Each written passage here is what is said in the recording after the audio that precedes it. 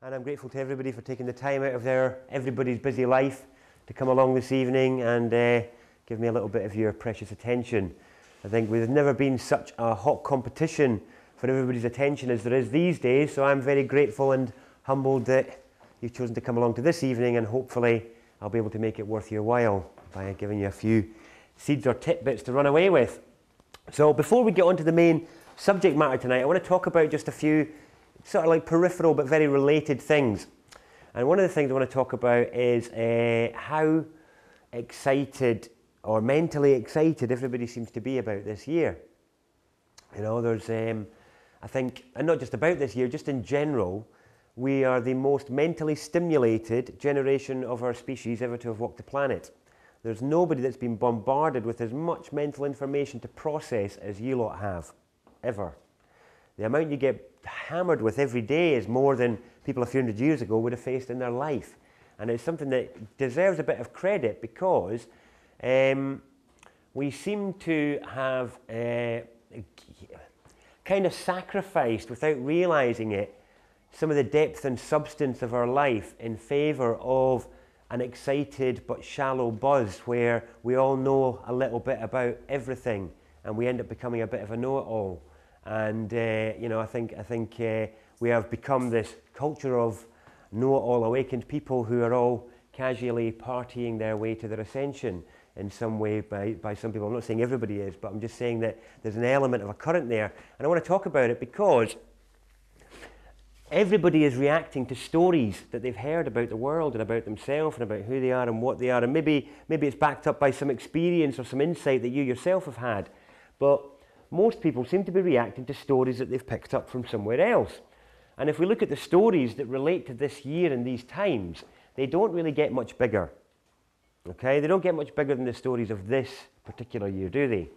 I mean, we're looking at end of the Mayan calendar that a lot of people are getting all buzzed up about, which could be anything. We've got people who are expecting aliens who are benign and aliens who aren't benign. We've got people who are waiting for comets and solar flares. We've got folks who are waiting for systemic collapse and shutdown, and I mean, the list goes on. And all of these stories are absolutely monumental. Because think about it, if any of them came to pass, if any of them, would life as we know it continue the next day? And the reality is, for most of them, I think the answer is no. It would vary depending on whether we were looking at solar flares or aliens or ascension or whatever. But the reality is that they're massive stories that I know quite a lot of people who are basing their current decisions on those future stories. And so I know people who are saying, oh, well, you know, we've only got a few months to go, or I'm not going to pay this because we've only got till the end of this year, and things like that. And it's a real concern because this happened in the year 2000, where everybody future-loaded their awareness and their attention and their passions and sat about casually while lots and lots of months passed in the interim. And my concern is that why so many people are waiting for these exciting stories to manifest, that the erosion of our sort of community values and fundamental relationship interactions is continuing to be eroded at a large scale level. Now, what is great is to be able to come to a place like this and speak tonight. So I need to mention the venue. Obviously, you lot know where you are, but for the people who might be watching this film, they don't. And this place is called the College Project in Bristol. I didn't know about it before today. I've turned up and it's amazing. It's brilliant. It's a reclaimed college where there seems to be lots of art and talk spaces and stuff going on and people using the space. And this is an incredible example of where, you know, we're not buying into that old paradigm thinking. You do tend to find creative types will pave the way to the future, but obviously finding places like this can be difficult because obviously there's not a lot of money for marketing and to let people know. So please do check out the College Project and other places like it, because it's well worth supporting things like this, because they very much demonstrate some of the future that some of us aspire to. And certainly for those of us in the interim, part of the focus of tonight's talk is to get us to make use of the time that we have before whichever our chosen story decides to land upon our laps and deliver us the glory that we've all been seeking. But until then, tonight is about how we can use the time in between effectively to revisit some of the things that may be neglected. And again, places like this College Project are great for trying to get into the nitty-gritty of what community actually is and how we can make it happen without requiring externally imposed structures. So, how do we get around this buzz, this excitement? It's an interesting thing because most people go to the same place to get their buzz, to get their story, to get their fix. And what do we call it? Where do we go to get the internet? That's right.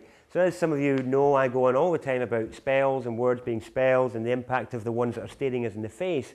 And I just invite you to consider that the two spells, that is the two words that we use to refer to that place where we go for our big story fix, are what are the words? The net and the web. Okay, let's just look at those words in a different context. The net and the web. Okay, who likes to think that they are the fisherman and the spider dancing out across the net or the web to get their hit? Well, you are up to a point, until the point that you're no longer in control and you find yourself losing 4 hours looking at inane and nonsensical YouTube comments or something like that. Anyone find themselves doing that? Never. I've been there. The entertainment is endless, isn't it? The banality is absolutely ceaseless. But this is part of the problem. This is part of the problem. As a species, we've never been presented with, I mean, we all take them for granted now, but computers are the most multifunctional tool humans have ever had placed at our disposal. Everything else is generally just for a few things. A screwdriver is for screws. You can't hammer things with it. A hammer's for nails. You can't screw things with it. Same with most of the tools that we're used to. But computers are something you can do a whole bunch of things with. You ever find yourself sitting in front of a computer going, what am I going to do? You know, just staring at the screen. You know, have you ever been there? Exactly, that's what I mean. And I think we should recognize it and discuss it because it's a discipline that we have to learn. You know, it's a tool that's taking more of our time than it should do. And rather than being the fisherman and the spider, we become the fish and the fly. And we become jacked up on the story. We then vent our emotional content and our depth and our substance into it and then not go out and do stuff. Have you ever done that? Where you just feel better because the forum's got it all. It's like, oh, I feel better now. I feel like I've done my bit. You know, and actually that passion and that verve and that fire that you felt is actually spent. You've spent 3 hours crafting your post or whatever it is, or making your little video and sending it out there. And I'm not saying that's not a good thing. It obviously is. But I'm just suggesting we need to revisit the balance of these things and check in with our excitement fix and our story fix. Because one of the common threads in all of these stories, every single one of them, from Benjamin Fulford to Ascension to Aliens to Comets to Solar Flares, is that you don't have to do anything. Every single one of them is about it being taken out of your hands and somebody else or something else taking care of it. And actually, I discovered that I stumbled upon this sort of a name that I worked a lot in mental health, and I have a name for this complex, and it's actually Messiah complex. But it's the other side of Messiah complex. We're all familiar with the first side of Messiah complex, where you've got people like David Icke or Bill Hicks or Terence Trent D'Arby who have had awakenings and actually renamed themselves the Messiah in one way or another, or thought that they were, or made the statement publicly that they were. That is the version that we're familiar with. The version we're not familiar with is the other side of Messiah complex, which is where we're waiting for someone else to do the work and save us. We're waiting for someone else to bail our community out. That is Messiah complex and is no different to walking about thinking that you're Jesus. It's no different. It's just the other side of the coin. One is the one thinking they're going to save, and the other one is waiting to be saved. And I just invite you to consider which one you might be, because one might be better than the other. I'm not sure, you know, which is better, a whole bunch of people sitting about waiting for Jesus or a whole bunch of people thinking they are him. You know, you choose, you know. That's it. But it's a really interesting thing. And again, it really ties in to this net and web effect, because if we can go in there and we get our high and we get our fix, we can feel a little bit better up against the backdrop of all the other news, all these other stories, which are supposed to be enlightening and awakening, but can often have the hidden undercurrent that you might not consciously notice of making you feel powerless and helpless, or making you feel impotent and actually unable to do anything about it. And that is the double-edged sword of alternative media, where one side is like, yeah, all this truth, all this juice, you know, here we are, truth juice, you know, come and get your fix of a dose of truth. But it is a double-edged sword, because on the one hand, you can be like, did you know that they're doing this? Oh my goodness me, what an affront. We need to stop supporting corporate mayhem and destruction of the planet and do something else. So that's all right. That's the sort of I totally lost my thread on that there. I just moved out of my space and left myself behind. Goodness me. Thank you, the double-edged sword, yeah. Yeah, anyway, I think you get the point on Messiah complex. I don't think I need to belabor that point much, do I? But again, just to factor that in what we're covering tonight and how it applies to our lives. So mentally excited, we're all a bunch of mentally excited messiahs, either one side of the coin or the other. My big concern about alternative media, I just want to talk a little bit more about it, is the ongoing double-edged sword side of it, which is there's another undercurrent to it. Not only is there the powerlessness of it, but there is the fact that it is somebody else's story of the world, not yours. Okay? And that's really important, because if you consider yourself to be an awakened individual, or if you've had any awakening experiences whatsoever, it is even more important what you think, what anybody else thinks. Because the power of your thought process and your co-creating power is worth 10 times some fluoridated McDonald's eating sheep out there. And it's a real concern of mine that all you great awakened folk are being exploited to tell somebody else's story of the world. And I'm worried about that. Because if all of the so-called awakened and energized and activist people are all repeating the same stories of horror, then I'm really worried. Because it doesn't matter really what 50,000 sedated, fluoridated people are thinking. Not that much, because they're being, operating at such a low level and such a low vibration of thought process, we don't have to worry too much. But when you creative bright sparks, you emancipated, liberated, energized lot, when you start thinking all the dark thoughts and describing a dark future, I get worried.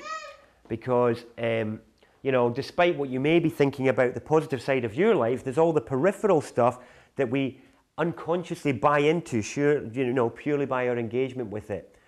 And what we're going to be looking at tonight, and the balance of our authority, which is obviously the first word of tonight's talk, is actually how we can maintain the balance of being aware of what's going on, but without, hopefully, feeding it, making it worse, and adding to its manifestation. Because 12 people in a room, doesn't matter how nasty they are or how long their system has been affected, 12 people in a room cannot change the world by themselves. But if they get a whole bunch of other people to repeat their story of the world, it will become the manifest truth.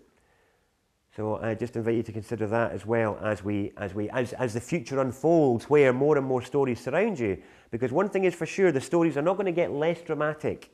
They're not. It's just not going to get less dramatic. They're not going to get smaller, because that's not the way this mental excitement bubble works. It's going to go until it manifests or it pops. One of the two. That's it.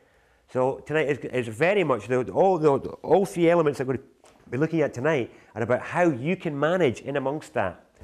Because you're going to feel, all those messages of oppression, control, whatever, are going to continue to come, and we need to be ever more careful how we manage our space. Are you trying to sneak in here, small child of mine? Are you trying to crawl in under the radar? Normally she would just walk up. Okay. So, what we're going to be, the last thing I want to say before we begin is, if we haven't already begun, is about this idea of truth. And the fact is that there's tons of truth out there. You can go on the net or the web and you can jack yourself up on as much truth as you like and read as much of it, watch as much of it as you like, 24 hours a day, 7 days a week. And it can get you nowhere. Because just because something is true, it doesn't mean it's important. It doesn't mean it's relevant. I mean relevant to you and your future. And it doesn't mean it can take you anywhere. And I'm only interested, I've been surrounded by so much cack in my life, I'm only interested in that stuff which goes somewhere, it's important, it's relevant. Because all of us are bombarded so much, surely we should start to have a bit of assertiveness over what we want to fill our minds and the spaces of that with, and what stories we want to be repeating. And so I want to try and always use the time that I have with you, however short it is, to try and just stay on what's important and what's relevant. And tonight's distillation is, I think, very important and relevant for anybody not just interested in the sovereign or the freeman movement, but anyone interested in finding out how they can move to express themselves more confidently and in a more empowered fashion in their life. It's such an important point, because I want everybody to just, it's such a cliche, but it's going to happen, so you better all do it. And we need to turn around and look at everybody in this room. You don't have to make eye contact, you don't have to do anything like that, you don't have to introduce yourself, I just want you to look. None of them bite, no, there's no monsters, yeah, it's all right. Okay. Did anybody see anybody that looked like them? Did you see anybody that looked like you? No? Did you see anybody that dressed like you? No? No. So why is it we're all so transfixed on looking to others for some idea as to what our story might be, as to what our truth might be, as to what message we may have to bring? Because we all do it a little bit. That's part of that seeking aspect within us. But we're at a time now, I think, where it's a time for us to own it. I think we're going through a massive space initiation. I'm not going to talk about that just now, tonight, but you know, a massive initiation of, can you own your space? Can you actually manage the integrity of your boundary? It's a very significant thing, because for most of us, you've been confident enough to wear the clothes that you want for most of your life. You've been confident enough to wear your hair in the style that you want, or have facial hair or not for the guys, whatever it is. But how many of us actually have the confidence to speak the truth of our unique interpretation of things? How many of us allow the truth of our being and our story, or what we may have intuited or sensed in our life, how many of us allow that to spill over into the same visibility as our clothes and our hair? Because I think that's the challenge that's before us. And my concern is, as the so-called awakened, and certainly the seekers who are here tonight and who may be watching, my concern is that if we cannot take that courageous maneuver to own our space and move beyond our individuality simply being a conversation amongst like-minded friends or having our unique choice of clothing, if we can't move beyond it and boldly own our space throughout the day on a daily basis, then I think we're screwed. And I think the responsibility lies equally in all of our hands. Because I can't be there in Bristol when, you know, Bristol people need to feel a sense of community, but you guys are. And one of the things we're going to look at tonight is how much of a controlling hand all of us have in the levels of community and humanity that our fellow human beings experience on a daily basis. All of you hold an ace trump in that arena. And we're not aware of it because we're all waiting for somebody else to do it first. Or not all of us, but, you know, some of us. So please, nobody think I'm talking about you, but if you do feel like I'm talking about you, maybe there's something to look at. So, swiftly moving on, yeah. So, for those of you that know me from the Freeman and the Sovereign stuff, you might have heard of the People's Public Trust. I'll talk about that at the end of tonight. But through my work in that arena, I've been exposed to a lot of cases, as in court cases, or a lot of situations where people have challenged authority or have had encounters with so-called authority.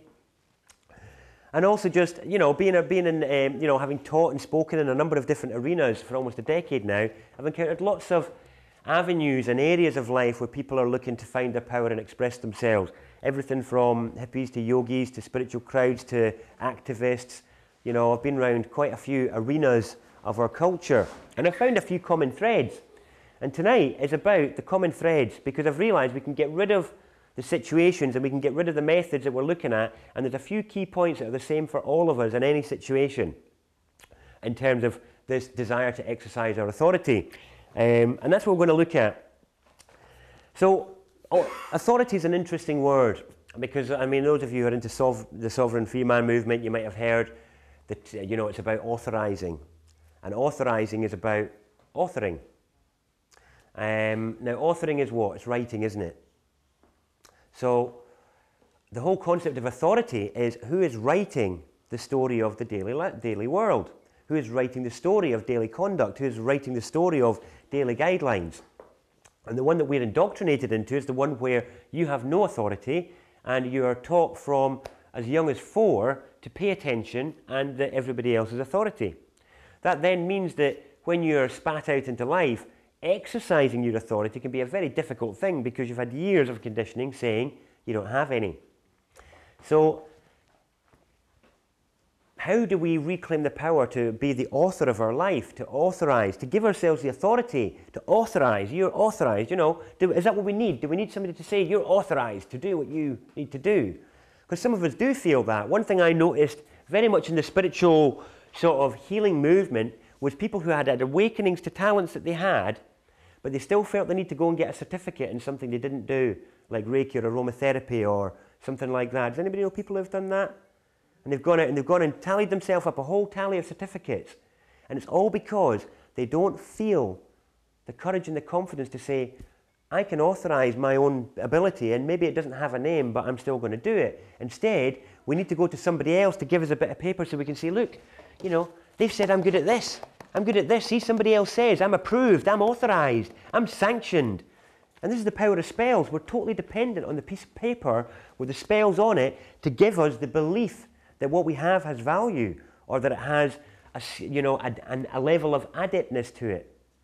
I faced this a lot when I was looking at writing a book, and it was so funny when, you know, if there was a book written by somebody with 3 letters after their name, it would get more credit and more sort of, more distribution than somebody writing a similar book, but with only their life experience. And it's like, well, why is this? And it's all because of authorizing authority and this sort of mutual appreciation society of maintaining things as they are. And this is the big challenge we're up against, which is the illusion of our desire for change, where part of us states all the time we want to change and we'll have these big aspirations. But if we look at the reality of how much of our deeply ingrained habits we've managed to change, for a lot of us, there's still quite a lot on the list. And I found this really interesting thread that came from that, because when I've been hearing all these cases and people phoning me up and sending me emails and sending me letters, describing their cases, describing their situations. And I had this epiphany moment when I realized there was a distilled similarity. And the message was, authority is not listening to me. Okay? The authority out there in the world is not listening to me. When I'm encountering my policeman or my council staff or my corporate service provider, they don't appear to be listening to me. And I considered it and I pondered it, and then I had this little brain flash moment where I realized, if you look at what you have learned in the last 5 or 10 years, and I'm only talking about the stuff that you think is important and relevant, okay? Forget the rest. I'm only talking about the stuff you think is important and relevant, the stuff that has really impacted you and you know you need to act on. And now I want to know, how much have you actually implemented into your daily routine? Honestly, let's just be mature about it and be honest. As a bunch of casual fellow journeyers on the road, it's not 50%, is it? For most of us, we'll be lucky if it's 20 or even 10. We're very good at referring to it and talking to it or having our little magical moments of it, but in terms of a sustained application, we have not managed to meet our own aspirations. What that translates to is that your internal authority is not listening to your aspirations, inspirations, motivations. The authority that you spend 24 hours a day, 7 days a week with, that governs your daily perambulations and reaching out and clutchings in the world for whatever they might be, that is not listening. That's what it means. Now here's the irony. The irony is, there we are, an authority that we spend 24 hours a day, 7 days a week with, we can't get it to listen to us, but we stamp our feet like petulant kids when an authority we encounter for 15 minutes, once every couple of months, doesn't listen to us. Does everyone see the somewhat irony, somewhat arrogance, somewhat naivety of that situation? Do we believe that we're co-creators of our reality? Does anybody believe that here, or think that? Yeah. I think most of us will have had some evidence in the last couple of years that manifestation can just kind of happen sometimes, can't it? Things can just appear or disappear. Have you noticed that? It's an amazing thing. So then it makes it even more important, doesn't it, that what we think about we have to be really careful with, super careful with. So the problem that we then have is, well, surely you would think the things that you're most aspirational about and that you're most interested in, surely that should be straightforward enough to implement into daily routine.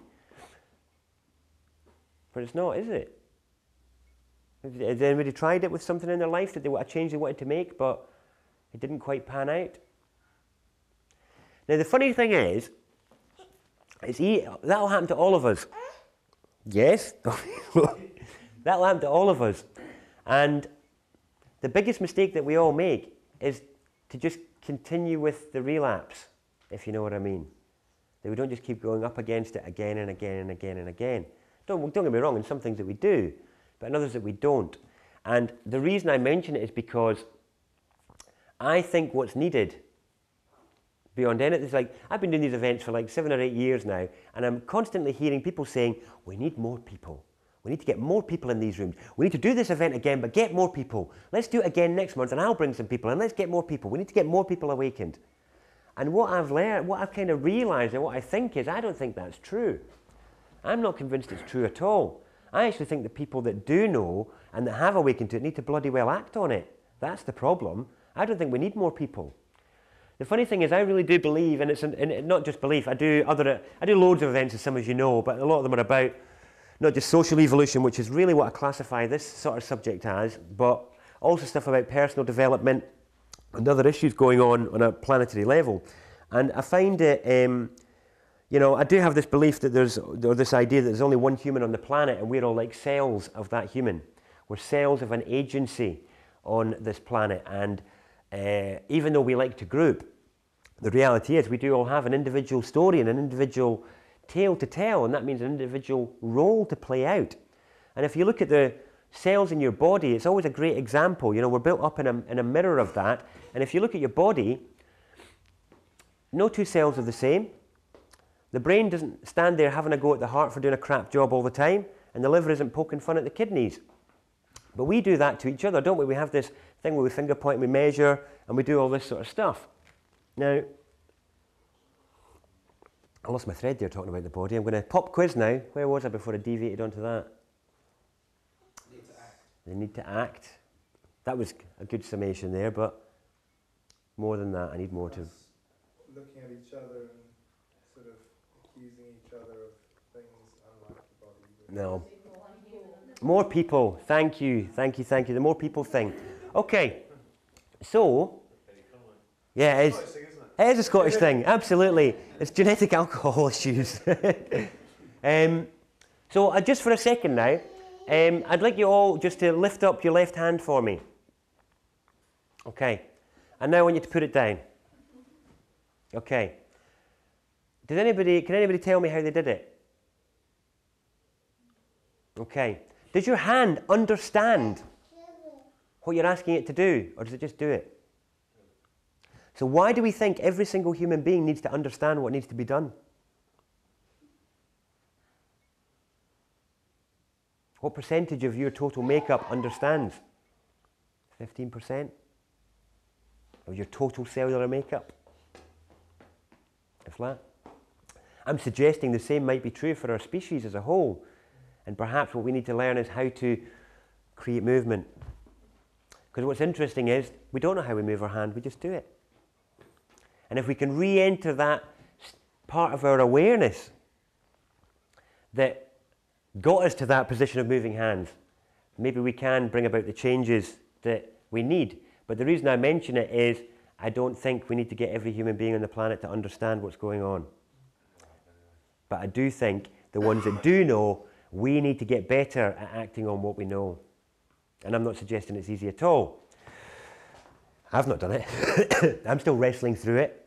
But this is the point, is I think we need to enter a level of maturity over the honesty of the story bubbles that we tell about ourselves. Because this brings me on to the second point. So I'm going to write authority up, because we're going to keep revisiting these 3 words tonight as a nice, simple thing. So the first one is authority. Okay. So...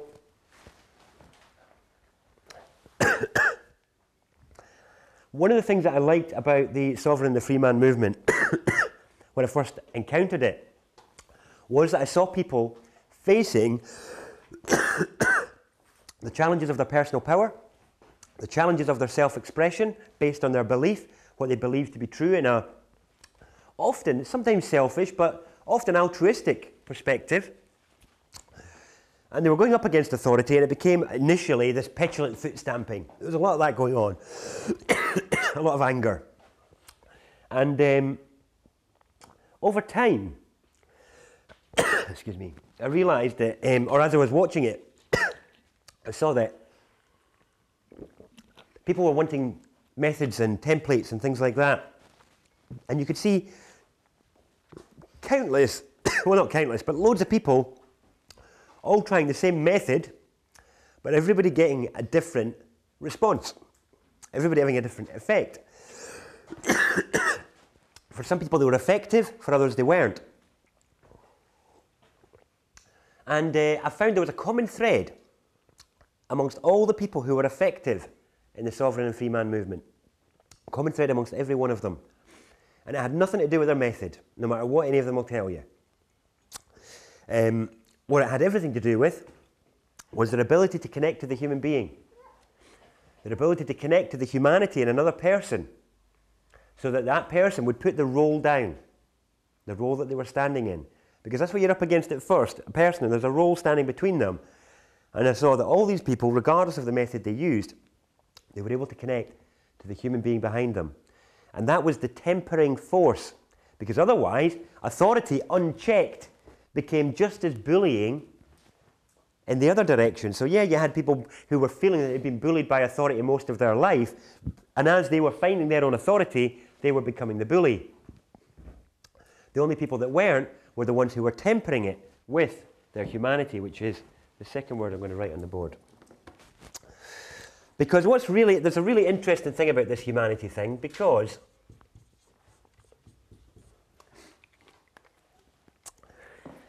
how many people here think they're, fairly humane individual? You kind of, you're not going out to hurt anybody, all that sort of stuff. Yeah, I would say you all look pretty humane individuals for me, But there's this story that we describe of ourselves is perhaps not as honest as we would like to believe.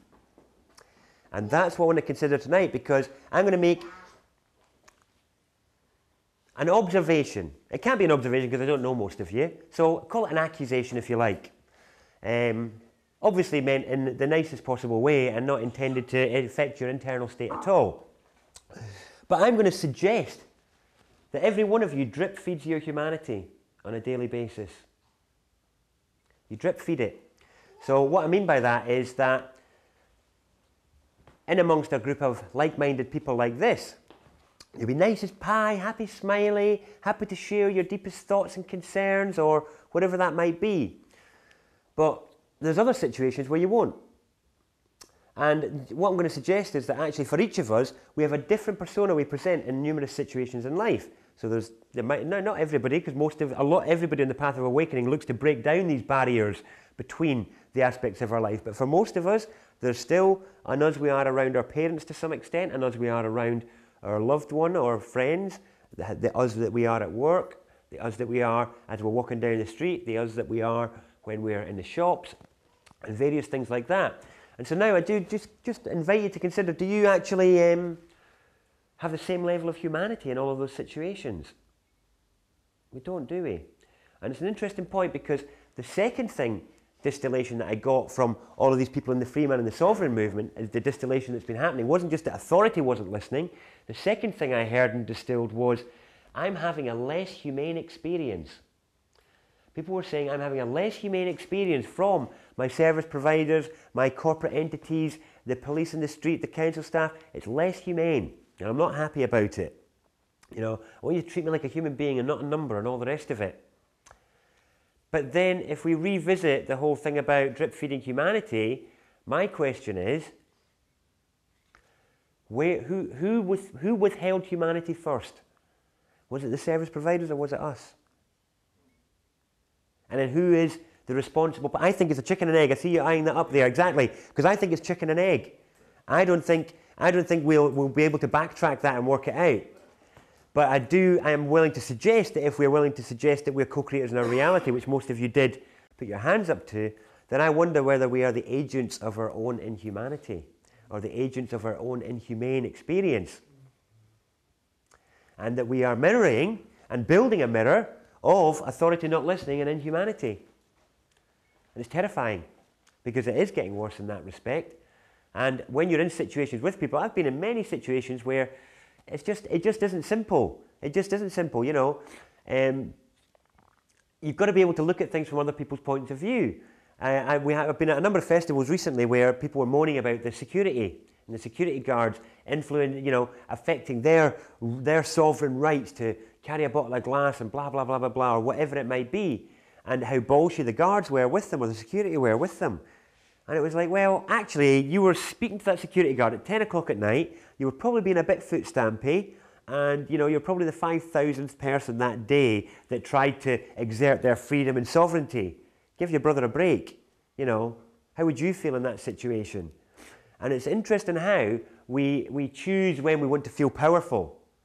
Or we choose when we want to make a point. And I just wonder how often we're, you know, there's how much of it is ego at play, or how much of it is picking the wrong target.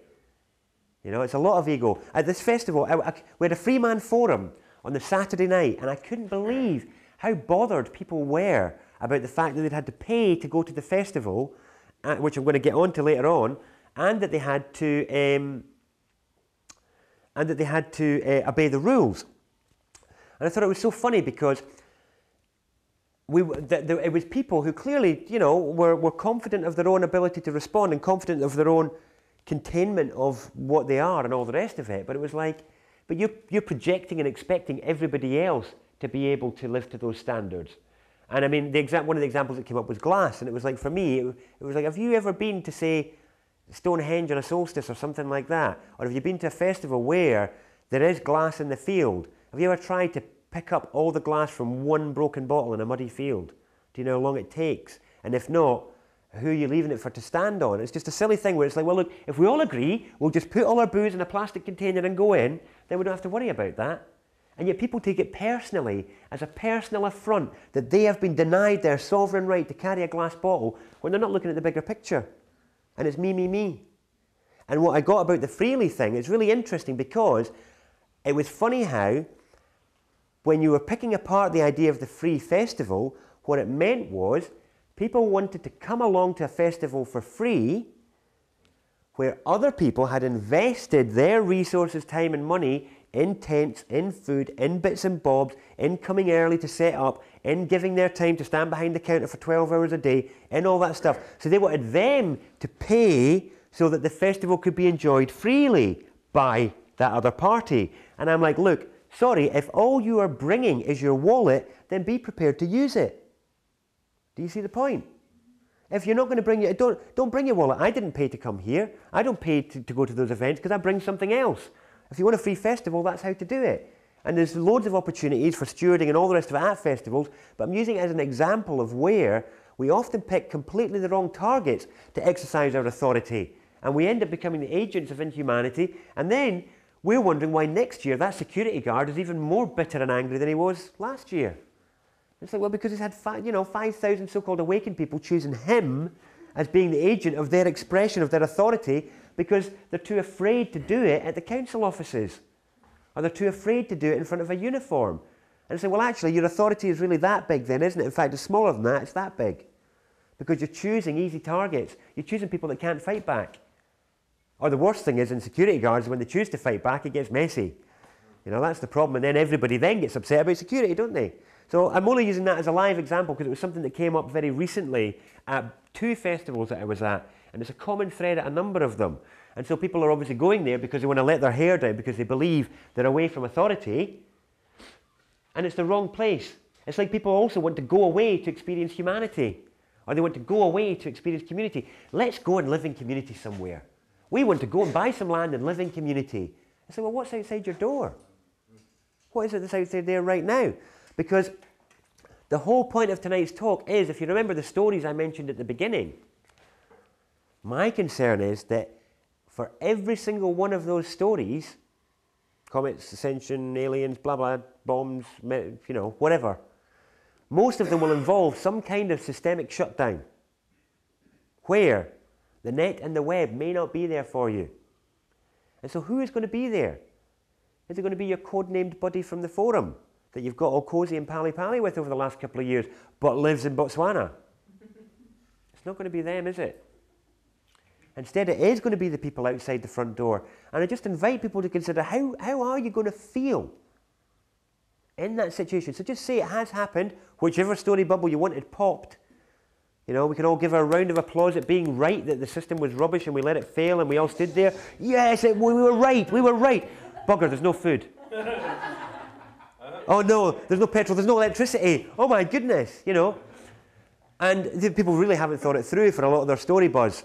And I'm certainly not, and I am not an agent of doom and fear in that respect. I'm not suggesting anybody go out and stock up on food or anything like that. But what I am suggesting is to enter into that sense of feeling as, how will you feel? Because if you feel okay and you're all right talking to your neighbours, then cool.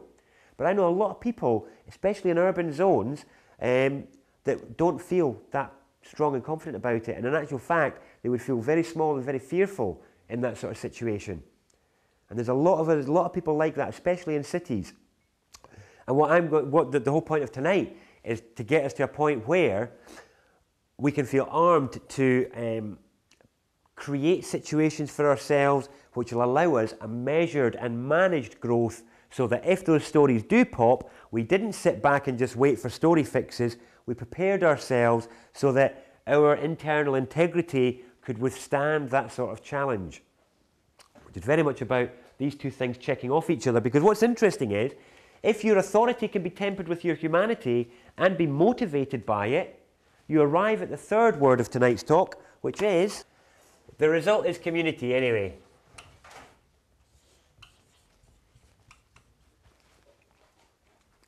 It is community. Because another little distillation that I'd noticed was, I've been around quite a few communities in this country where they've gone off to go and live in community. And it's so funny because very few of them make it long term. And even the ones that have lasted a while, it's almost sadly hilarious that they're falling into all the same old traps of the existing culture. So they've gone away and they've ended up with bitterness, backstabbing, hierarchies, rules, regs, all the rest of it, and all the stuff they were trying to get away from. And I kind of realised why it is. And it's because people do stuff with people they like. And it's dependent on liking. We have to get away from our dependency on liking, because that's not how a community's needs get met. If you look at what happens in a community where people say, well, here's all my buddies that we like, and we're all going to go and live in community, we've picked our land, it's great, we've divvied it up, we've built our houses, brilliant.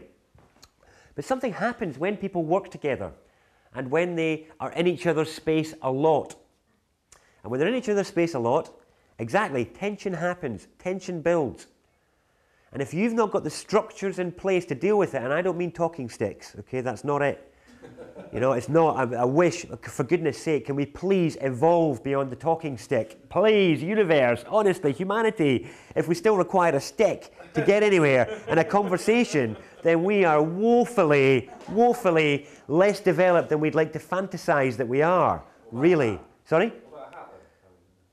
More entertainment value. I'd be well up for a talking hat, yeah. Just purely because it would put it on the right level where it deserves to be. And no shaking hands, please. Yeah, yeah, no enforced buddyship. Yes. Yeah, because it's playing to a lie, it's tomfoolery, isn't it? It is absolute nonsense. We have there's this, I don't know where it's come from, I don't know who it came from, but they do need a bit of a kidney dig.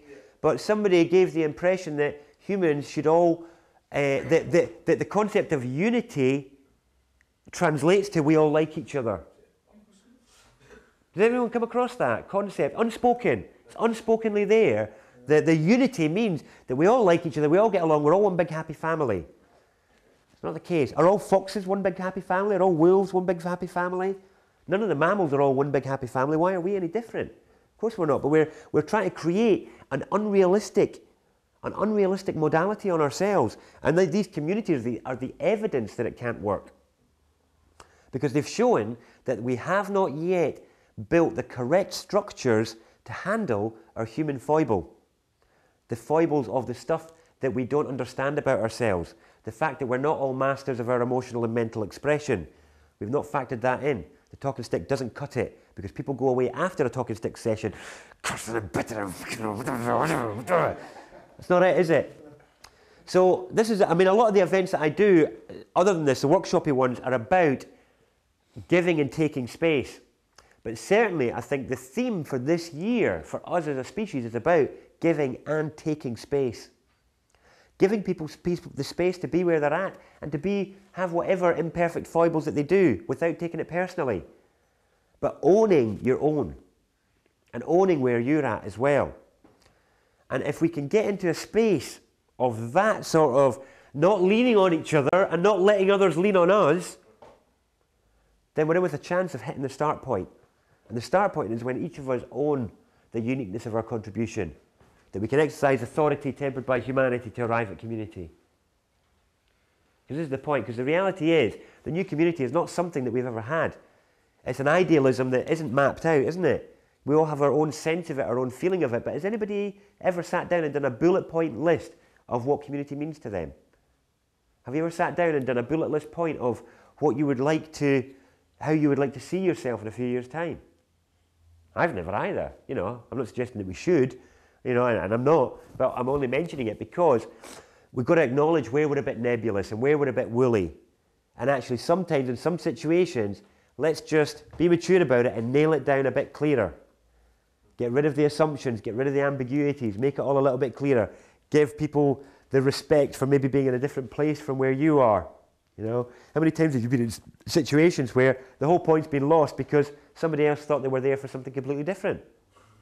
Or they thought you were talking about something completely different? And how often do we check that we've actually got, you know, shared the right point? It's a really funny thing how much is actually assumed and ambiguous and all the rest of it. So,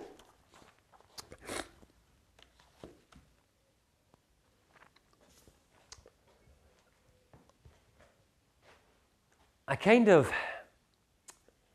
don't really know what else can be done in terms of what would be needed to be the appropriate kick up the backside to implement the changes that we need to make. And I'm saying this speaking to myself as well. It's like, am I going to need somebody to drop a big fat bomb on my neighbours? Am I going to need to wait for... This is what I think. This is what I think. Yeah. I agree. Or a massive event. I agree. I agree. Yeah, I agree, Will. Past our faults, look past Yeah. our Yeah. foibles or Yeah. what colour skin, what religion we have. I think that's the only way it's ever Yeah. I mean, I'm inclined to agree only because if we look at the trends in our life, that would actually be an exact mirror. Because how many of us pay attention the first time we get a lesson delivered to us?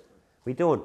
We wait until it's really, really bloody uncomfortable, don't we? Or we wait until it's like the fifth relationship where it's like, right, this is happening again.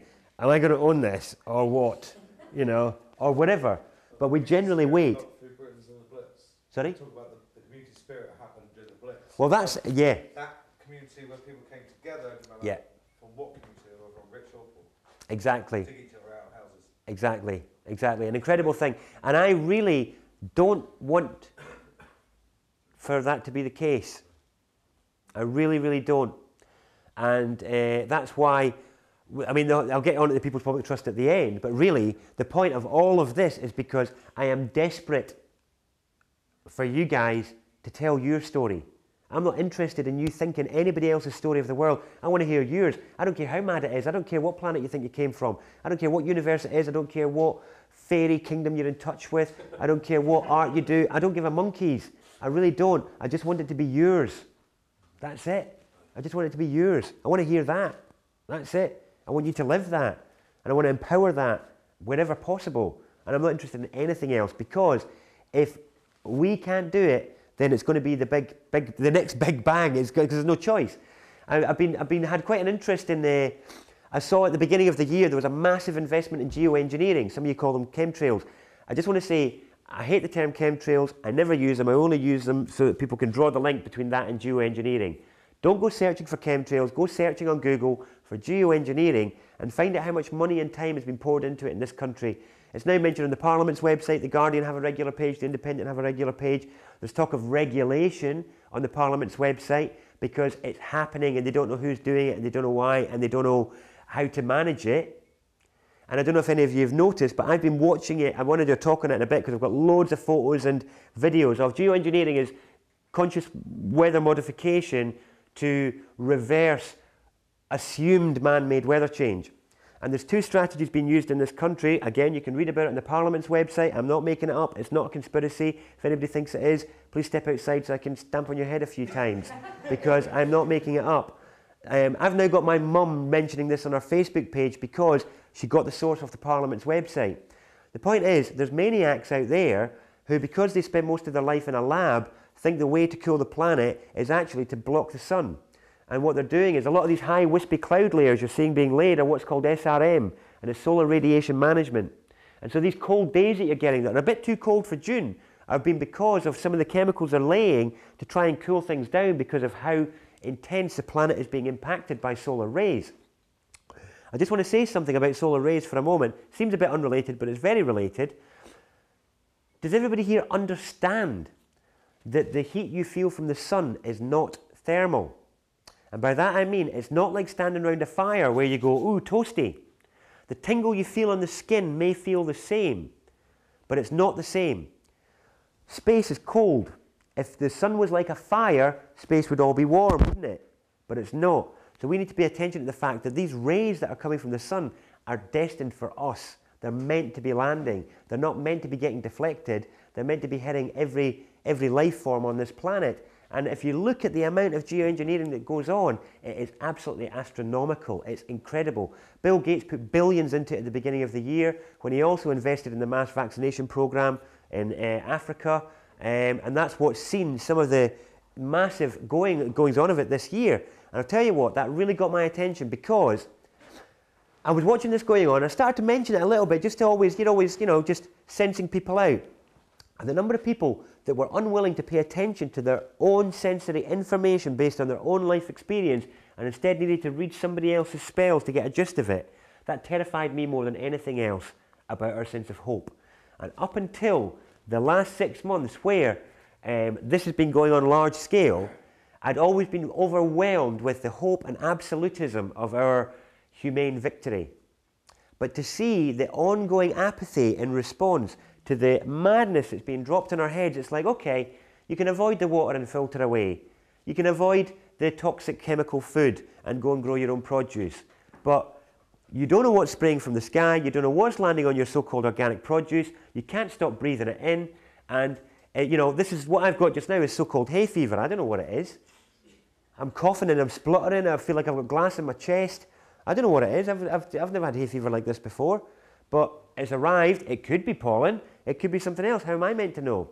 But my concern was off the back of that, just watching the ongoing apathy and the return to the story fix, the return to the story bubble. It's all right, we've only got a few more months to wait. I started to curse and think, do you know what? Oh dear. And then when people came to me and they said, what should we do? What can we do? I'm getting to the stage where all I can say is pray.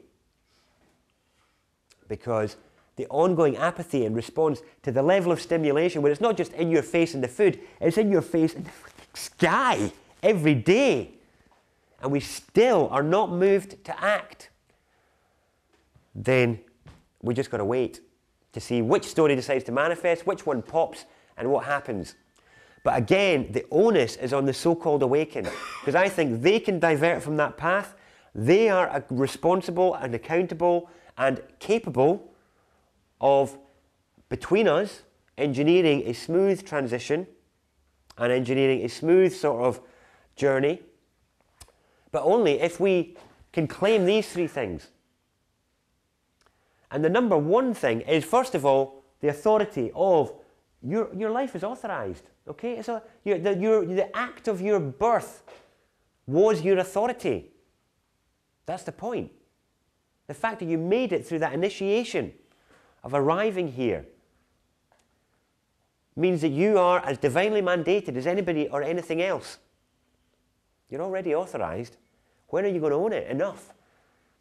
Now, to temper that with the humanity, that's a really interesting one because of how much power we each have on a daily basis to bring more humanity to the people around us. Because let's really look at how we are in the shop queue, or how we are walking down the street, or how we are with our neighbours that have just moved in from Poland. Because what's it? I mean, there's this thing the Mongols call this thing. They've got this thing they call the cold face, and it's from their kids growing up, so that they could meet other tribes and not give away how they felt. And so they would train the cold-facing kids by taking them to glacial rivers that were freezing cold and have them sit in it until they were blue and passing out. But it was so that they would learn to not show how they were feeling in response to that cold. So it's called the cold phase, because they could handle absolute freezing cold glacial waters and show nothing. We have our own version of the cold phase in our culture, walking down the street, don't we? We give away nothing and we don't engage in... London's the best example because, has anyone noticed, and they haven't got it written as a bylaw as you enter London, but I think they should for visitors, that it's illegal to look anybody in the eyes in London. You're not allowed to make eye contact in London, and if you do, then woe betide you. Has anyone encountered that? Any Londoners here? You're a Londoner. Do you know what I'm talking about? No, I know you don't. Yeah. Yeah. But that's the point. I mean, I would expect the people here to have already begun this journey and this challenge.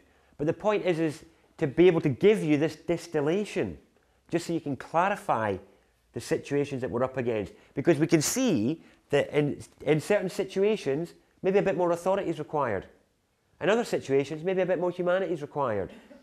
And for us to have that distillation to refer to, again, because I'm not thinking any of you haven't come across these issues, and I'm not saying you are the Londoner, you know, no eye contacty person, but it's just interesting to be aware of it. And so the suggestion is obviously in our daily life to just be aware. Don't give yourself too big a challenge, you know. Be aware of where we're doing it. Watch yourself for a while, because remember, we're studying an authority that you're with 24 hours a day, 7 days a week, that hasn't been listening to your multiple years of aspirations and hope. Perhaps we need a different strategy to get it to listen. So that's what we'll look at after our break. So if we have a break for a brew and whatever you want. And thank you for your time. Okay, if it's a moment for announcements, then I suppose I should make an announcement as well. And partly to further the spread of this, I was going to mention the People's Public Trust as well. I will get on to it. It is a method, for those of you that don't know, that you can use to exercise authority and humanity in relation to public servants and things like that. But what we have done is we've now committed to spreading not just this message, but the other numerous messages that I would like to share with people and the tools to empower you. We now live in our bus.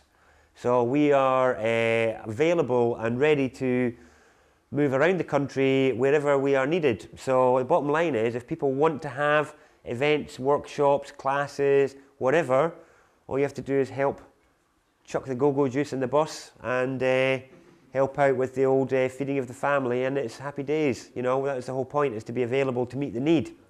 So anyway, moving on from that, and first I have to say it's great, but still massive learning curve.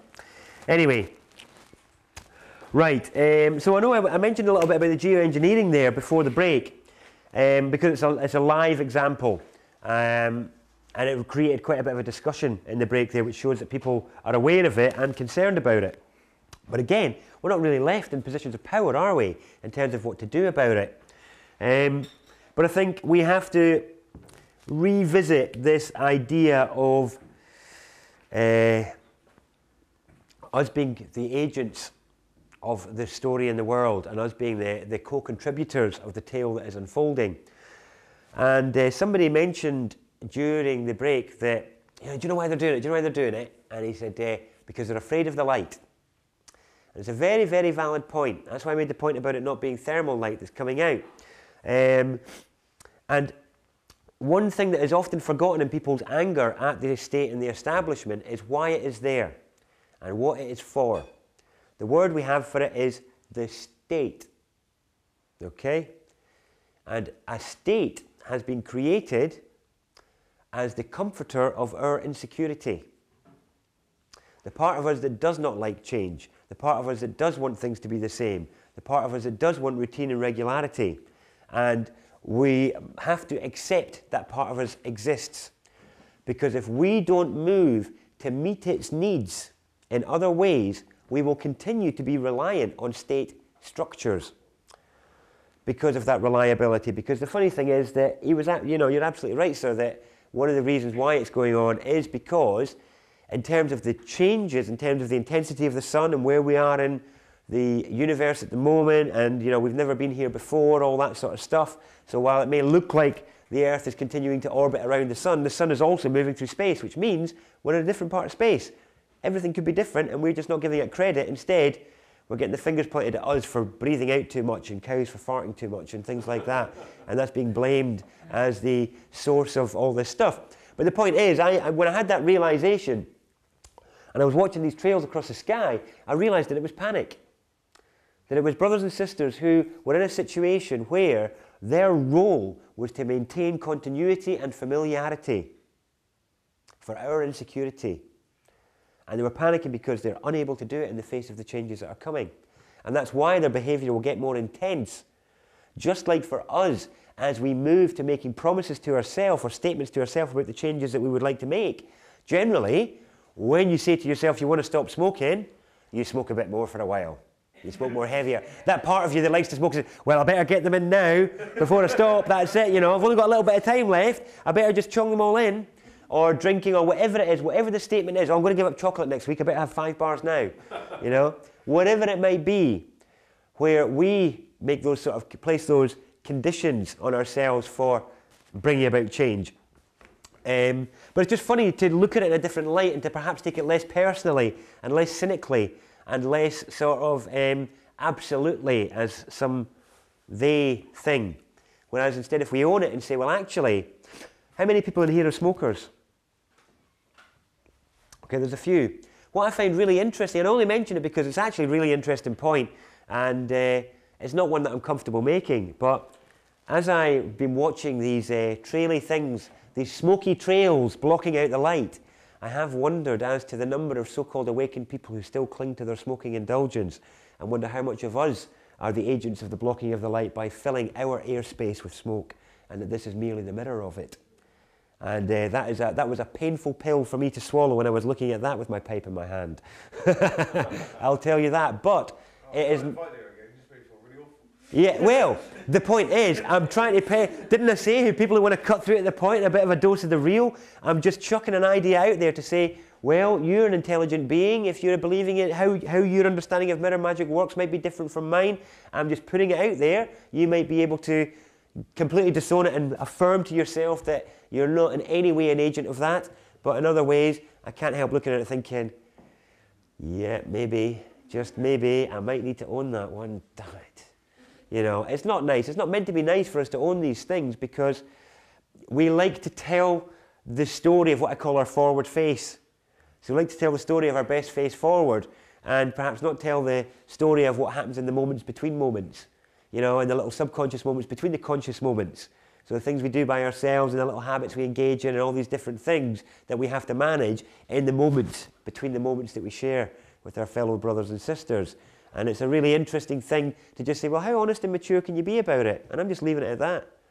You know, because again, you have to own this and this, not me. All I can do is perhaps hopefully poke a few prods and press a few theoretically uncomfortable buttons to hopefully trigger some thought.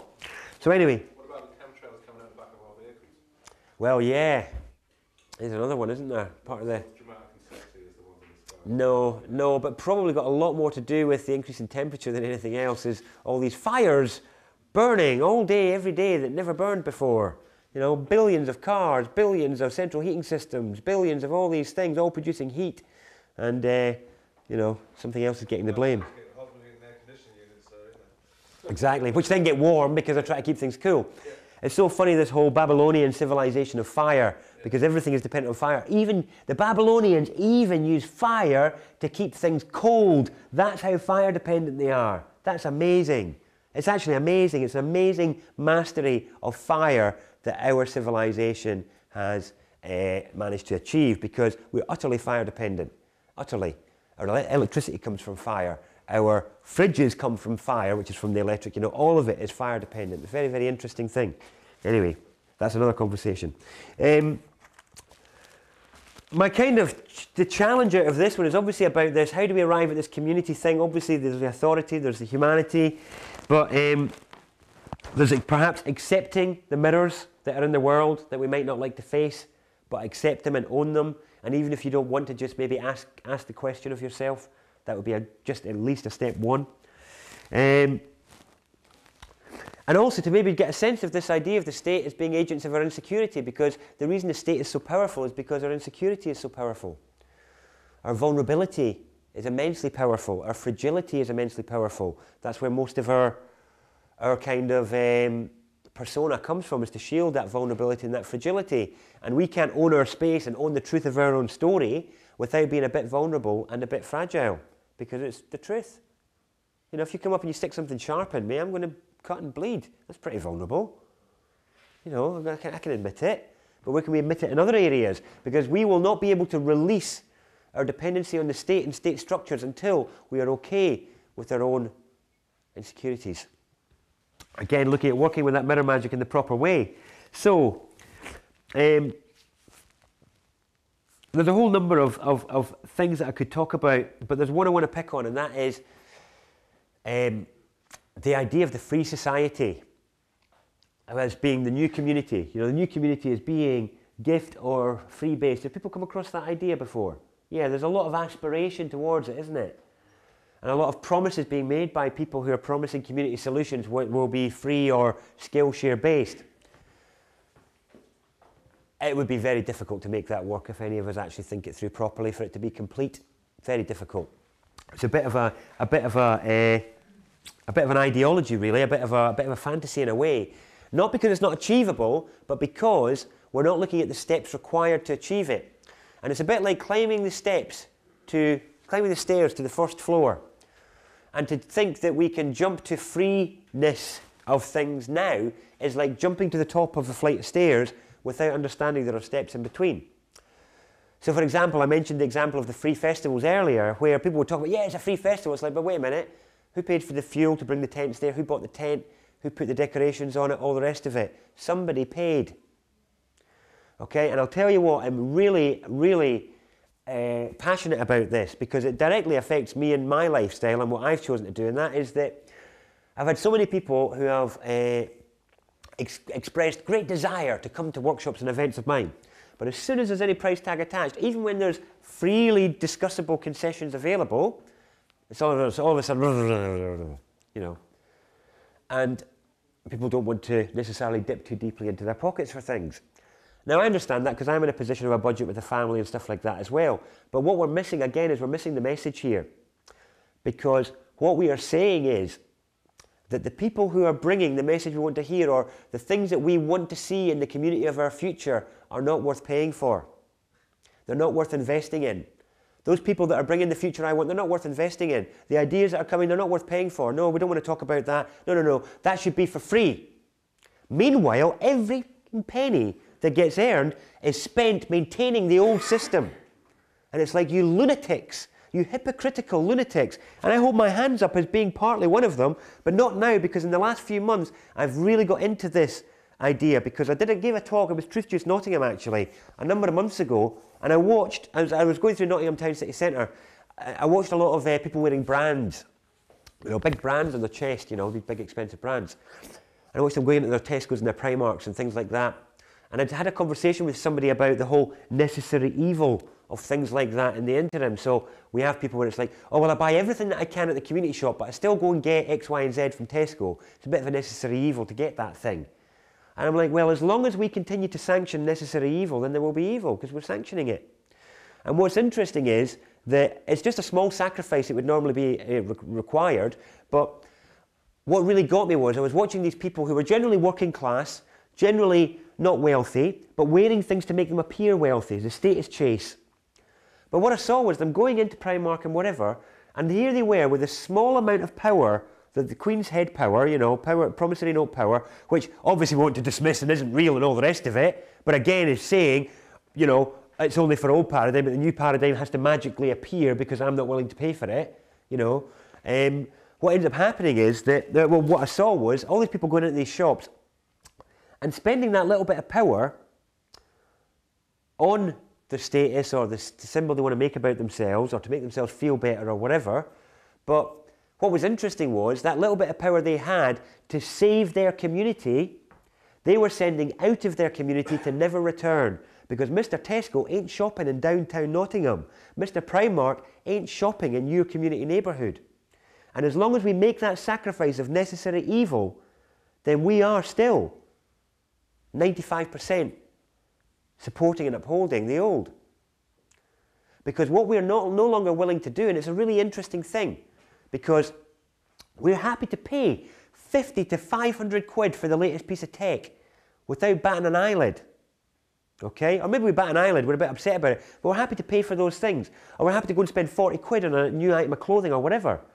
But if our brother or sister down the street who could provide a service that might not be as polished as whatever that you could get from big faceless company, when they want 40 quid for it, for a day of their time, we're like, nah, I'm not going to that. No. It's not worth it. It's not worth it. His travel can't be more than 20 quid. He's bloody profiteering. He's just a bloody capitalist. And I'll tell you what, I've encountered that so much in the last 7 or 8 years of doing this that I'm sick of it. I'm sick of it. Because what I'm hearing is a bunch of hypocritical nutters, basically, who are completely living a totally different story from the one that they're telling. And can we own it? Can we? I'm having to own it myself because I've been doing it. You know, you have a look in my bus. I've got Morrison's bags, Asda bags, Tesco bags, all the rest of it. I've got a baby there that I need to get some foods for, and often it's convenient to go and get the little purees that are already done, things like that. But all I'm doing is asking for us all to jointly assess the situation. I'm not claiming to be some kind of, you know, shining example. I'm saying I appear to have recognized some of the pickle that we are in. I just want to share it with you and say, can we perhaps collectively move to a close? Because individually we can't do it. It just can't be done. But collectively we can starve all of those entities we don't want in our world with just a small sacrifice. And it really is small. We might have to sacrifice the polishedness of the quality of the service that we get. But I think the amount of humanity and community that we'll be able to deliver in the space of just a few weeks, being able to turn around to a brother and sister web developer or whatever it is that they do, artist or whatever, saying, do you know what, I like what you do so much, I'll have a bit, not because I want art, but because I love what you do and I want you to not worry about food for a few days. I think it's brilliant. How many of us have done that and given 40 quid to somebody? You know, brilliant. Because that's community. Because what you're doing then is you're keeping that money in your community. Because the chances are then that person is going to also spend in your community. And if enough of us can share that message, then what will happen is we will be reaching out of our community to get the spending power. But by spending it in our community, we just boost and boost and boost the power of our communities and the wealth of them. And then we can move towards a more idealistic free providence situation, but by doing it step by step where we become mutual supporters of each other's comfort. Totally different approach to the way that some people are approaching it now, which is, well, it should all be free. Because it's actually a lie, it's an illusion, isn't it? We've already covered that. It's an illusion. Somebody bought the tent, you know? Somebody put it into their pocket and bought the fuel. The greatest profiteer out of any festival is the government from all the fuel money. They make more money than all the organisers put together. Because what, they're getting, what, 80 odd p on a litre? You know, so festivals are buzzing for government, you know, they're absolutely laughing off that. But again, just an example because it's that time of year.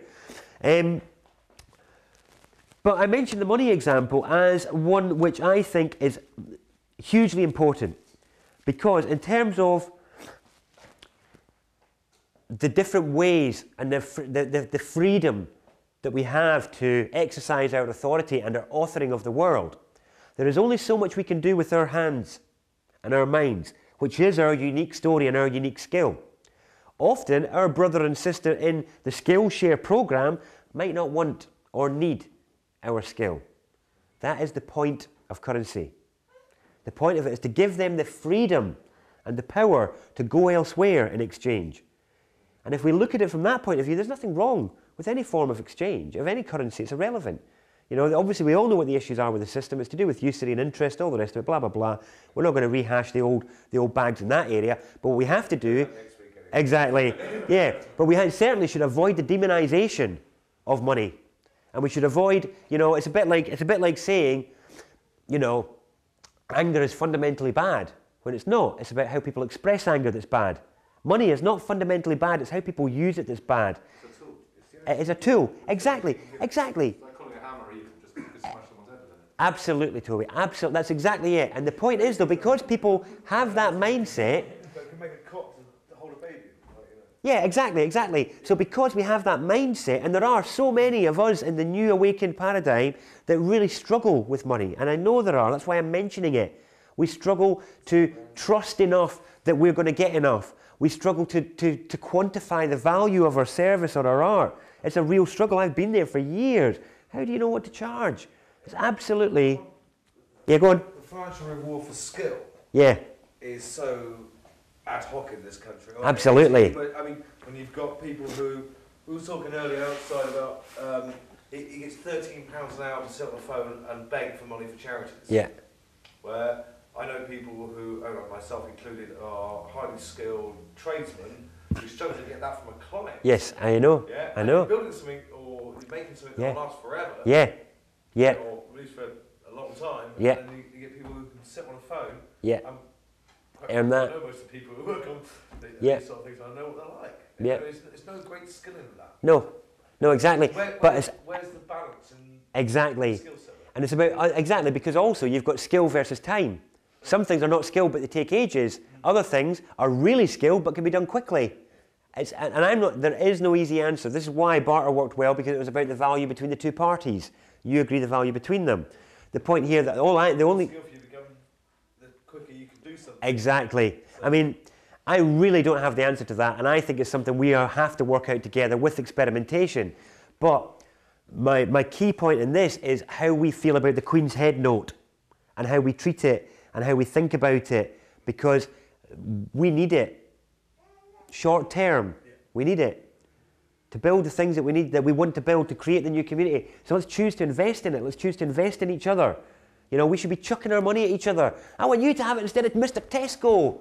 You know, do you know, I actually used that as one of my methods to stop smoking tobacco one time. It wasn't the one that finally got me out of tobacco, but one of the ones that I used for ages was, Philip Morris has had bloody enough of my money, and every time I was facing a nicotine craving, I pictured him and his family in his yacht, eating posh food as a result of killing people, you know, and thinking how much you had. And I was like, and I used to cut all my angst and agitation was all directed at Morris and his kind, you know, whatever's required sort of thing. I did exactly the same thing with Henry Kissinger. It works, doesn't it? It's an outlet for the anger that's probably valid and deserved, so yeah. But finally, so I just wanted to mention that, where just really, can we please rethink how we are, because each of us only gets a small amount of power. That's what it is. Look at it as power. You get it, so it doesn't matter what you do to get it. You might do somebody's garden, you might sit on a phone for whatever.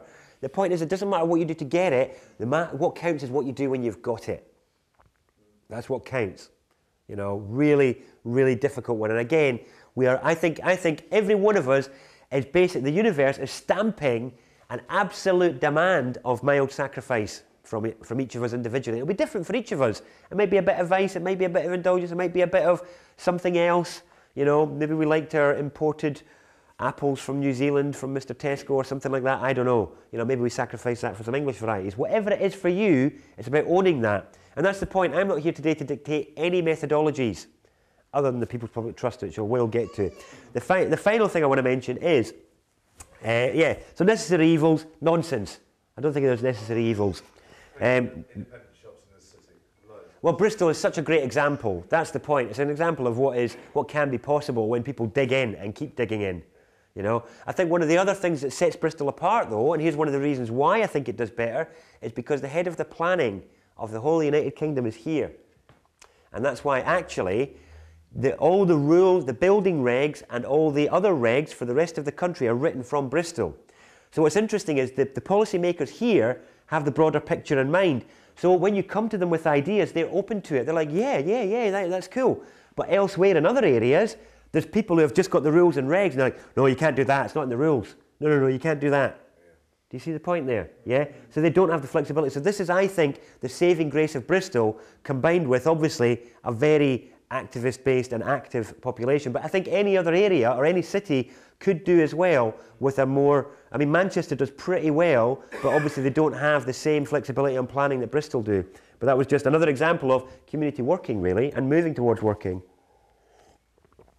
But finally, I want to kind of, just to move to a close, this is the kind of key to the rest of them.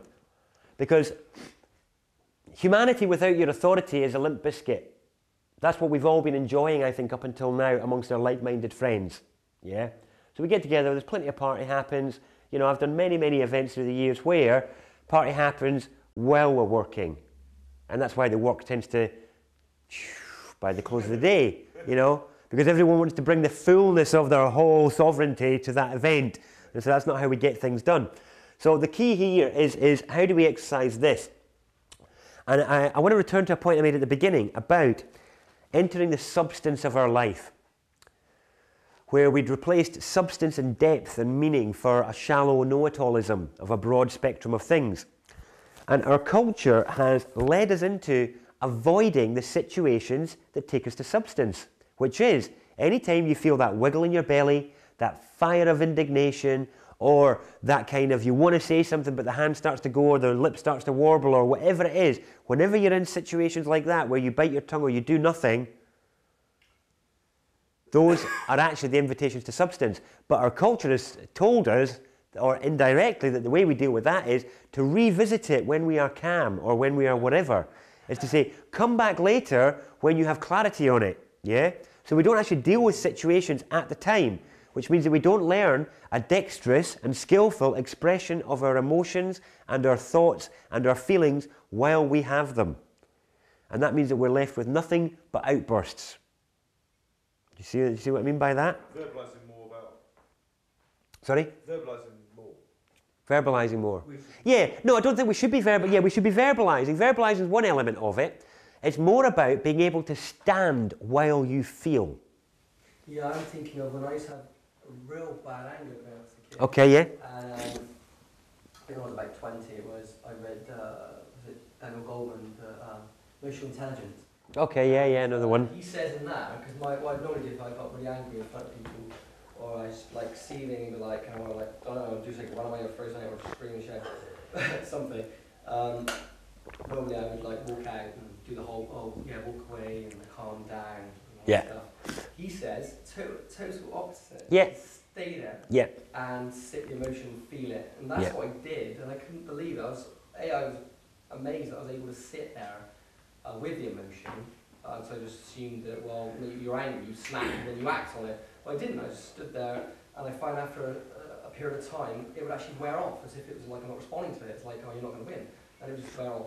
And over a period of weeks of doing this, the emotion would wear off more and more quickly, until eventually it just never occurred. And I have no anger now. It's also, it's also about accepting your feelings. Exactly, It's about facing it, because many people, you see, when the way they deal with their problems or their fears or their issues, they leave it behind. And they forget about it, and they go like, no, I'm stronger than that, I don't want to think about it. You have to kind of face it, you have to accept it for what it is, and then sort it out. Absolutely.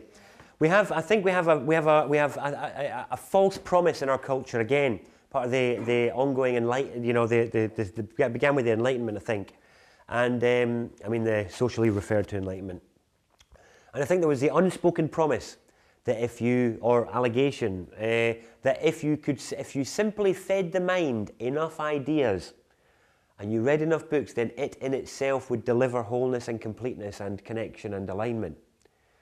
And it's a bit of a false promise because it can't ever deliver those things, not on its own. And this is where culture would tell us to go away and come back when we had reflected and had our mind organised to then describe and discuss how we felt at the time, which is a nonsense because it's a reflective avoidance of our feelings and dealing with them at the time. And this is the biggest point of all of this, because the tempering element of all of this is to do with owning how we feel and the imperfection of what happens when we try to express how we feel. That's what puts our ego in check. When you're standing there feeling it and expressing it, that will let you know where you're really at. Now I'll just do this to finish, where, and I normally do this in other events, but every one of you, when you were born, you came into the planet like this, and you're lying there and you're kicking and you're flailing and you're screaming and you're filling your nappies and you've got no control over your bodily functions if you were lucky enough to have a nappy. Otherwise, you're just rolling about in mess. Yeah. So the point is, though, that at that point you had no body awareness, but you were oozing other awareness. And with that, you managed to get this body to walk within about a year, just by observation. Okay, you just watched and you were able to do it. Nobody could show you what muscles did. Okay, nobody could show you what's involved in the mechanics of this. I asked you earlier to lift your hand and say how you did it, and we don't know how. We just know that we do. We don't know how we learnt that.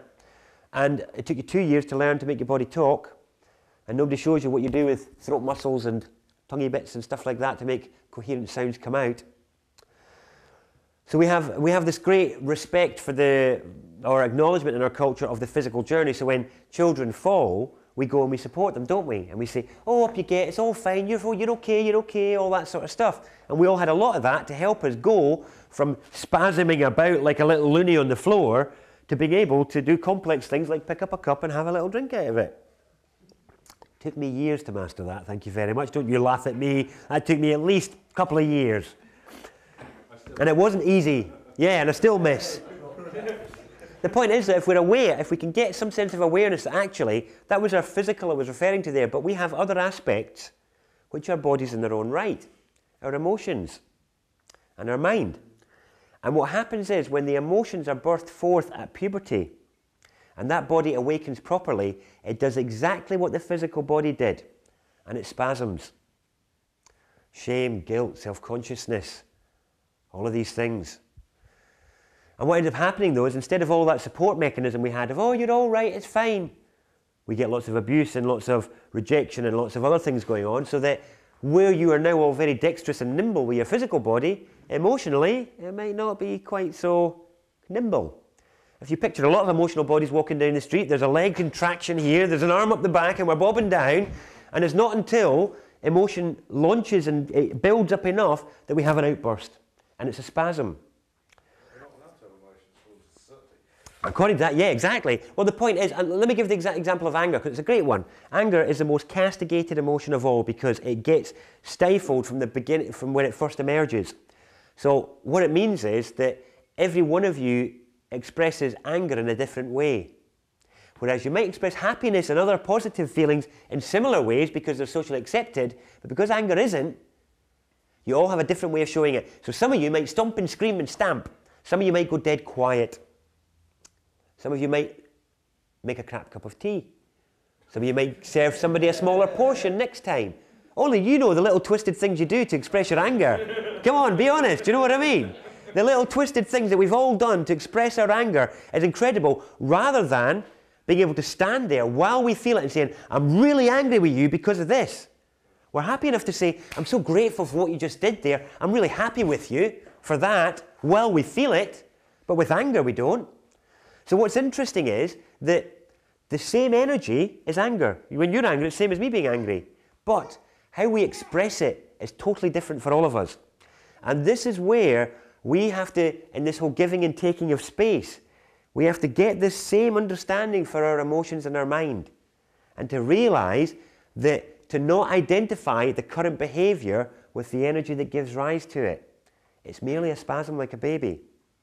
We may not be as dexterous in that limb of our emotion or our mind as we might like, but if we cannot give ourselves the space to be with it and to allow it to loosen out a bit and maybe flap and flail a bit, then we will never be able to move to the dexterous mastery and agility that we have of the physical form. Never. And the problem that we have up until then is taking things personally when our fellows have a spasm.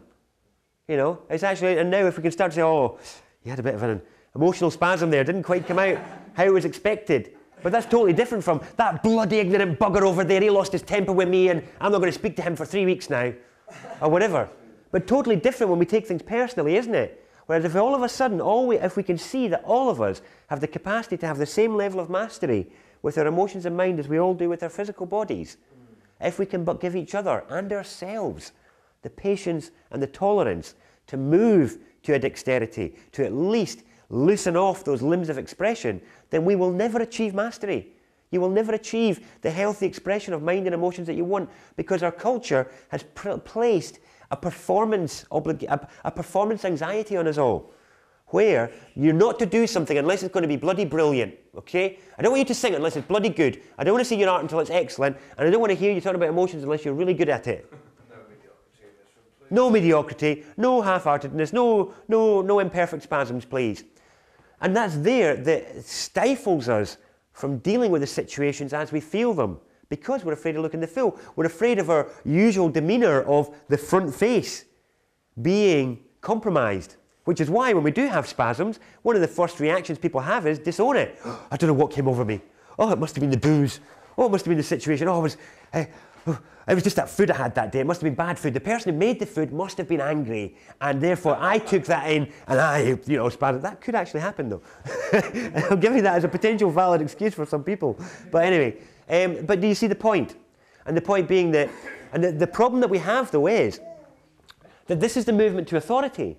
Is to expressing your indignation and upsetness about a situation while you feel it, but it being safe, dexterous, expressed, and not an attack or a confrontation that gets out of hand, because as soon as it gets into that, we're animals, it's fight or flight.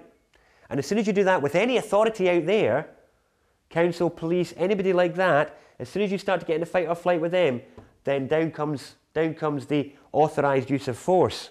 Some of you may have encountered that before. But the point, and I don't just mean authority out there, I mean other situations in our lives. And what I want to give you all to take away is, please, please, please, don't wait until a big Barney with your partner to practice this sort of loosening off of your limbs, your emotional and mental limbs, to move to dexterity. Choose little situations. Be gentle on yourself.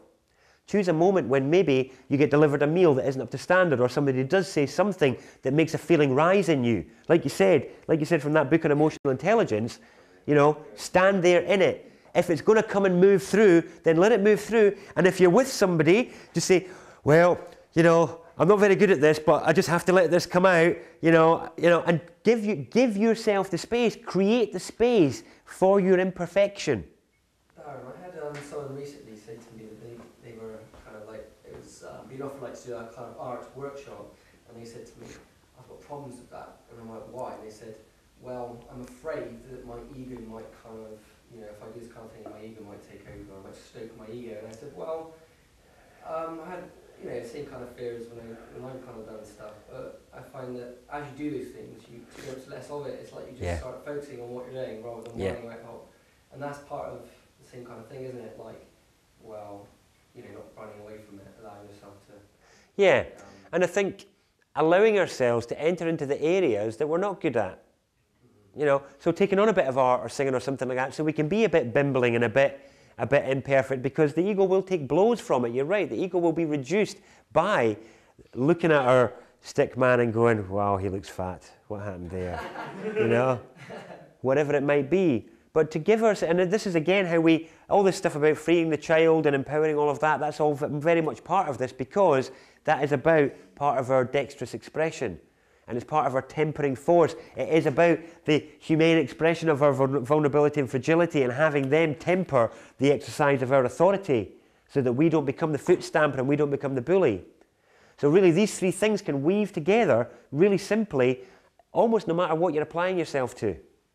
So you can use methods, but you also don't have to. You can discover your own, But if you just remember, if you are feeling power rise in you in the sense of your own righteous indignation, just remember and temper it. Remember the other person is a human being as well, and look to connect with them. And if you can do that, you've got a much greater chance of being effective. And you can have a community encounter with even the highest form of so-called state force, because they're just a man or a woman like you.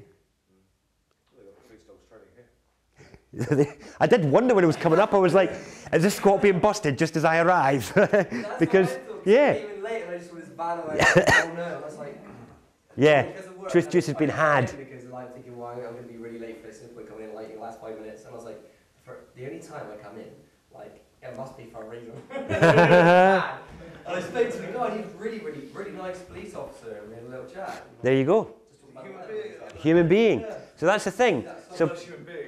Exactly, they're all human beings. We have to learn to see around the role. We've got to do that, because our authority is bigger than their role. It's not bigger than their authority as a human being, but it's bigger than their role.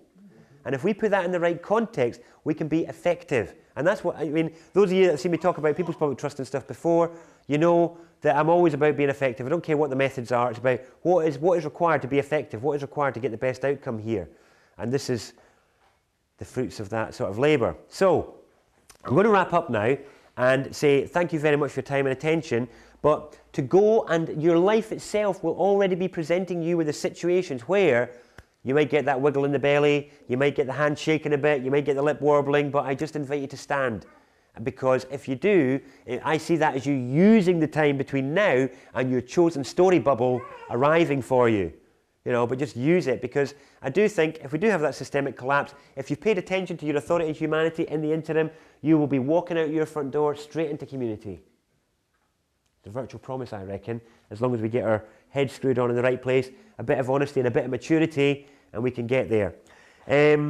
So it's always difficult to finish a talk because I can always just keep on going, so I'm not going to. It's definitely past time. I'm really grateful for all of your attention. I don't want to tire you out with any more new bits. I will say again, we're now mobile and in our van, ready to meet the needs, it's actually a bus, ready to meet the needs of whichever communities in the country would like to hear this message or similar ones. Or if you want, like this place, now that I know about it, I want to come back here and put on a couple of weeks of workshops for people in Bristol to come to. And if there's any other spaces in other towns like this college project, then give me a phone, you know. It really isn't that hard for us to muster the cash to get fuel in the bus to come down, and we'll hang out for a few weeks and have a great time. Nice to get these communities communicating with each other. Exactly, that's it. And that's something that I'm happy to help with. Yeah, absolutely. There's a space very similar to this near Lewis in Brighton called Zoo. If you're ever down that neck of the woods, check it out. It's amazing. ZU it's called. It's run by a guy called Martin. Loads of artists there. Loads of great stuff going on. If I hear about any more things, I will constantly let people know, because like you say, we need to know where we can go when we head to other places, you know, just for a bit of dose of the real. In closing, because I do actually have a family and have a requirement for certain promissory note exchanges, I do have CDs and DVDs if anybody's interested. No obligation, obviously, you're welcome to come and browse. Otherwise, I'll hopefully see you at the next Truth Juice that I come to speak at. I will be at the Truth Juice gathering. I'll be doing a pile of festivals. My website, alternativeanswers.net.